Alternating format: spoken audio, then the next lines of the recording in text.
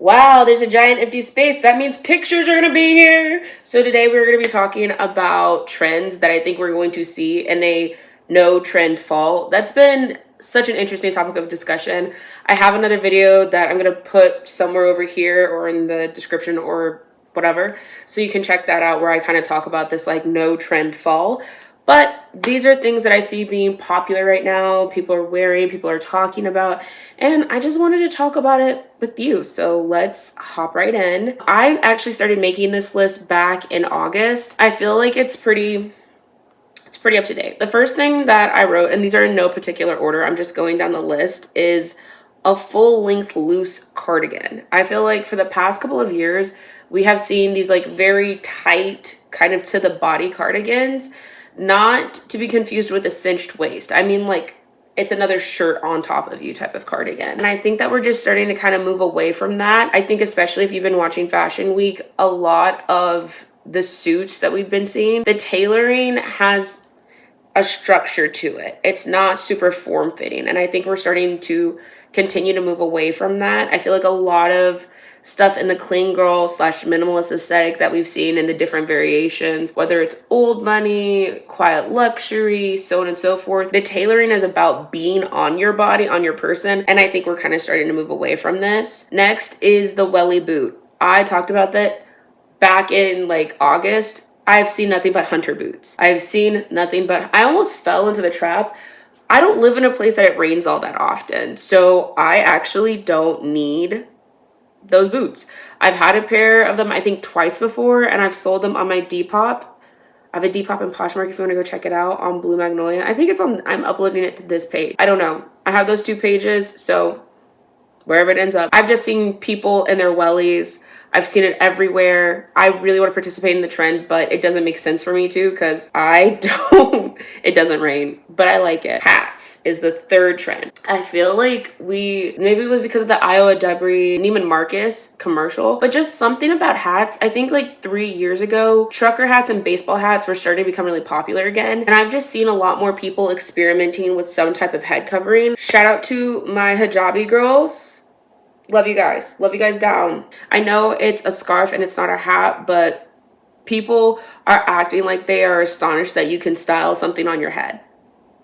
We're going to keep moving. Buttery / frothy / pastel yellow. I feel like this is kind of like something I've seen in the real world in metropolitan cities. So like Dallas and New York and in LA, but not everywhere else. Like I don't feel like I've seen it in Atlanta or Raleigh, and especially not like in Portland, because I follow influencers kind of everywhere. I think it's just kind of more like a sunshine state or a type of vibe where you get sun kind of often. I would even say I've seen some people in Philly wearing it too. I really like it. I'm on the fence about a cardigan. I can't show you because it's on Poshmark and I am not going to get my stuff taken. Last time I showed people, then like 15 minutes later after I posted the video, it was gone. Coincidence? Maybe, but I think not. Anyways, I feel like the buttery, soft, frothy yellow has been really popular, particularly in cardigans, sweaters, and dresses. I haven't seen it as much in skirts. We'll continue to see. But I also kind of feel like it's a little bit more of an online like thing. You know what I'm saying? You know, when you see a trend and it's very online, but it's not as much in person. Kind of going with that. Brooches. I feel like I have seen so much like jewelry this year. I feel like as we're kind of stepping out of minimalism that's been popular since like kind of realistically 2017 in all facets, but especially after like 2021 in our personal lives, because I feel like it was kind of to balance out dopamine dressing. We could talk about pendulums and balance and all that stuff when it comes to trends. I feel like there's just been such an explosion of jewelry, and I just feel like I keep seeing such cool brooches or people taking jewelry and then turning it into brooches. I saw, you know, of course, the Ambani wedding. Who wasn't watching the Ambani wedding? Was insane. And so I feel like a lot of people took inspiration from that globally. And I think a lot of people were like, oh, this is something unique and different to wear. Particularly the husband, I cannot remember his name. I think it was like Ambit. But he had these like brooch buttons. Insane.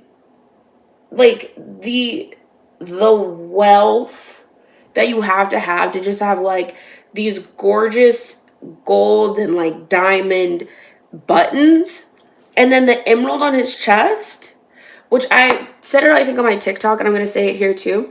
I think we're really out of this diamond era, for right now at least. If you follow jewelers, if you follow people who enjoy jewelry, the conversation about diamonds not necessarily being over, but like lab diamonds, moissanite, people even just saying, you know what, screw it, I'm not going to pay that much money for it, I'm opting for white sapphires.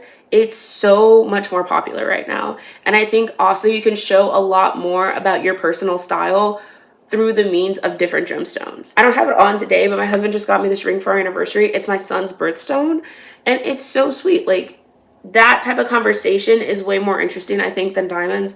I've also noticed during the summertime, a lot more people were opting for pearls, particularly Baroque pearls. Did I fall into it? Yes. But do I love it here? Also, yes. I think brooches are going to be really popular. I feel like I've already started to see them. I think it's something that to me is timeless, but timelessness is a concept more than an actual concrete thing. I'm not going to explain that right now either. I might talk about how I think in 2025 we're going to see the rise of political dressing within the context of the binary as either a way of protest or establishment of someone's political party. But that's heavy. We're trying to keep it moving today. Horse girl adjacent sports cores. I think horse girl is something that I heard on the internet, and I could kind of see it, but I also kind of couldn't. When it comes to horse girl, it's like motifs of horses and things of that nature. I feel like it kind of also includes the pageant bows. I would kind of put it in the same like agricultural vibe. Horse bows, barn jackets, equestrian boots. That stuff we kind of see all the time because it's literally fall. But I just feel like we're ramping it up and we're trying not to call it horse girl chic. But it is in fact horse girl chic.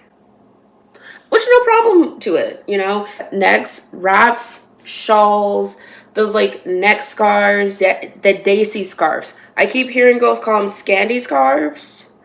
I'm talking about the Daisy scarves. Put some respect on Daisy women's names. I think those are really popular. I've seen them a lot in the wedding space. Scarves that are kind of like clipped somewhere to turn more into capes have been really popular. The Scandi shawls that are just Daisy. But I do think one of the biggest difference between a Scandi shawl and a Daisy like scarf, or the Daisy shawl and a Scandi scarf, the scarf is typically a little bit thinner and it does not have embellishments, which is kind of half the fun if you ask me. But the embellishments are gorgeous. So I'm leaning a little bit more towards the Daisy scarves because I just think they look cooler. But the Scandi scarves are fine. Vintage fur, and I will extend to say leather. Vintage animal byproduct textiles. That sounds like a mouthful, and that also sounds very of the times. I don't care, it's true. I think a lot of people are leaning towards this because we're starting to have a really good conversation about fake leather, fake fur, and all of that stuff. And I will say this, if the animal is already dead, it does not benefit the environment for you to buy a fake fur. If there's a fake fur already out there on the secondhand market, buy it. If there's a vintage fur, I would suggest buy it. In my experience, and I could talk about this at length because I have before, vintage furs and real furs just work better. They last longer. There's less irritation on the skin. They don't shed nearly as much. They don't matte nearly as much. You have to get a very high quality fake fur. And I was able to find one, and I actually loved the coat, but I couldn't wear it because it didn't fit. And I sold it. I'll try and add it here. It reminded me of the Saks Potts coats. I loved it. But those are actually really expensive and they do take some maintenance. I had to go and get that coat cleaned, obviously. But it's just like you have to kind of take extra care of your fake material sometimes. And I think that needs to be discussed because the exterior of the jacket, the coat was suede, and then the interior was that fake fur all the way through the arms. That was a good jacket or coat. That was one of the warmest coats I've ever owned. I hope that girl still loves it. I hope she cherishes it. I think we're going to see this continue of the rise of, I think a lot of different vintage furs are going to be popular. I highly suggest go on Poshmark. I highly suggest go on Depop. Just find something that really speaks to you. And if anybody asks if it's real fur or not, don't say anything. Walk away from them. They might harm you. I did have someone in real life who I didn't know. I was walking around in a fur coat, came up to me and asked me if I was wearing real fur. And I was like, oh, I don't think it is. I just got it from a thrift store. It was my mom's like vintage fur coat. And they were like, oh, okay. Because, you know, some people walk around with real fur. And it was just like such a unsettling moment. Like, I don't know if they were going to hurt me or not. So unsettling, don't love that. The next prediction I had, trend, whatever, was heavy pushback against bows. I think that's not happening. I think right now we're just seeing like a peter off of the bows. I think bows are still popular, but people aren't putting bows literally on every fucking thing. I think I was just tired of the bows. Graphic jeans, jeans with a print, embroidery, or anything like that. Absolutely 100% yes. I am right about that. That is something we're seeing everywhere, from the cheetah print jeans to the embroidery of bows to different things on the jeans, whether it's like a two-tone jean with two different textiles or the mixed material jeans. Those have also been kind of popular for a while now too. I just feel like there's so much more going on. And I think as we're again exiting out of that minimalist space we've been in for the past, again, like 5 years, heavily the last 5 years, I think more people are willing to pull out these statement pieces to kind of balance out these like more quality pieces that don't grab your attention. I think that's what I want to say. Like even right now, my skirt, oh, you know what? Little fit check. This sweater is from Dillard's, stripes. I don't usually wear stripes, but I want to. The earrings are from J. Crew and they have this like kind of soft pink stone. It's not a real stone. And they have Baroque pearls at the end. So I matched kind of like the Baroque pearls right here and the pink color right here. But it's just a plain white linen skirt from Reformation. And I think people are kind of learning how to do that balance as they move out in the fashion world in an everyday sense, which, you know, I love because I'm an everyday person who just likes to yap on the internet and wear my outfits. The next is tailored blazers and suits.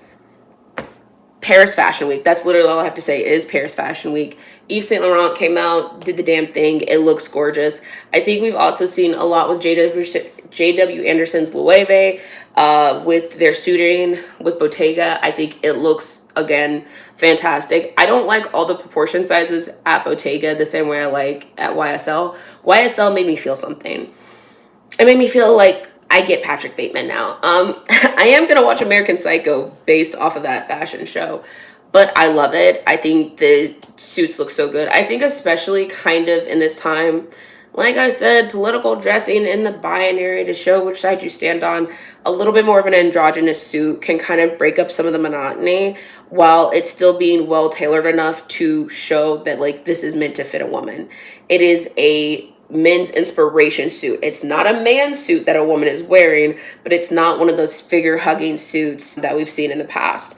And I just think that's cool. I'm thinking again about YSL. I'm a little scared if I'm looking at the political climate that we're in, but we'll keep it moving. We'll keep it cute. Next is boat necks. I've seen these be real popular this year. I don't really get it. I guess it's because to me, I think I have broad shoulders. I feel like right now you kind of can't see how broad my shoulders are, or maybe my shoulders aren't that broad. I don't know. I think I have broad shoulders. And so a boat neck is huge. You know what? It's because, let me back up. Maybe not broad shoulders, but I have a really high bust. Like my boobs are huge. My boobs take up a lot of my body. And so I think that it would just make me look very wide in a way that I personally don't like to see on myself. I don't believe in the whole, like, you can't wear this with your body. Shut up. Oh my God. Boo, this guy stinks. But I wear whatever I want. But I just noticed that it's been a lot of boat necks, if not off the shoulder. I also don't really wear a lot of off the shoulder or strapless things. But I feel like off the shoulder still looks a little bit better than the boat neck because it feels like it just looks like it's stretched out. And again, I think it looks on me like my chest is weighing down the shirt. And so it looks like this shirt is being stretched out because my boobs are huge. So maybe I'm just hating from outside the club and I can't get in. Who knows? That could really be it. Oh, yeah. I just talked about it. But Field Barn English Equestrian. That's really popular right now. The denim on denim is also very American. It's interesting because the denim on denim, people say is very American, but then you talk about the Canadian tuxedo, which is Canadian, and then we talk about the different types of denim. We talk about selvage denim, which watching the Bliss Foster video, I realize I've been saying salvage denim this entire time. We'll talk about that at a later date. You think about Japanese denim, and then you think about like the Scandi Ghani. So I don't feel like denim, particularly American denim, is the front runner. I just feel like it's the American in me that's like, American denim. But Beyonce just is, I think, announced to be a brand ambassador with Levi's. And to sing that one Color Girl song, Levi high jeans, da da da da da da da. I don't remember her name. I don't care to remember her name. I just remember that song. Anyways, I think I'm on the last one. Oh, vibrant colors. I think vibrant colors have been obviously really popular for the last year. I feel like a lot of people have been breaking color rules when it comes to fashion right now. I think a lot of the color rules obviously were based in very classist takes and mindsets to be exclusionary. But I think people also just have a lot of clothes now. And it doesn't make sense, in my opinion, to not wear something just because of the color. I cannot tell you how many times my mom will be like, Jordan, that chartreuse, that's a summer color. I paid for it, ma'am. I am going to be wearing it, ma'am. I do not care. I do not care. I think we're going to continue to see a lot of vibrant colors, saturated colors, vibrant reds, blues, not deepened, kind of like a cobalt blue. That will be popular, but like a navy blue, that's just a fall color. You know what? And I'm going to get on my soapbox about this, and then we're going to go, because this video is actually kind of long. We have been talking about color, and if you sit here and you say, the color for fall is brown. Shut up. Shut your bitch ass up. I'm sorry. I know someone's like, why is she so... Brown is always the color for fall because the leaves are brown. Trees are brown. Chocolate is brown. Brown. It's like blur, blur, blur, blur, blur. No, the color needs, if we're going to talk about colors, we're going to talk about different colors, unique colors, interesting colors. That's why I'm like the frothy yellow that's typically seen in a more like spring or summer type of colorway. So it's interesting to see it right now be popular. Like, why is it popular? That's another thing. When we're talking about colors, we're not talking about why colors are popular. We're just like, oh, I heard cherry red is the color of the season. Prawn, how's your baby doing, first of all? Secondly, why? Red is a Roy G. Biv color. It's a spectrum color that you can immediately see. And I feel like those are just staple colors in general. Yes, I feel like there's not a time where red isn't the best color to wear. It is also my favorite color. Green. I think green, you wear green in Christmas. Christmas is maybe not dead of winter. Green is still more of a fall color to me, or spring color. But I guess it depends on the shade of green.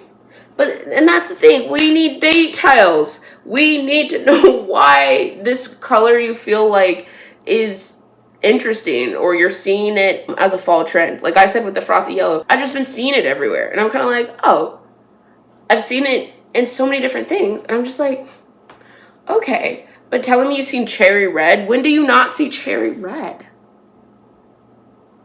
I don't know. I'm on my ish about that. But it's been a minute, and we've talked, and those are the trends I think that are going to be popular.